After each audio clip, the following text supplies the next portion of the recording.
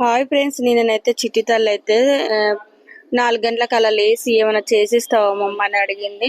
ఇంట్లో ఉన్న వాటితోటైతే ఇంట్లో కర్బూజకాయ ఉన్నది, ఒక దోసకాయ ఉన్నది, 2-3 క్యారెట్లు ఉన్నాయి. ఏం చేయాలని ఆలోచించిన. ఇక అవన్నీ అయితే ఫ్రిడ్జ్లో ఉన్నాయని ఇక కొన్ని సబ్జా గింజలు అయితే నానబెట్టుకున్నా. ఈ ఎండాకాలం వచ్చిందంటే ఇక చిట్టి తల్లికైతే ఏదో ఒకటి చేసి ఇవ్వాలి, జ్యూసులు లాంటివి కూడా.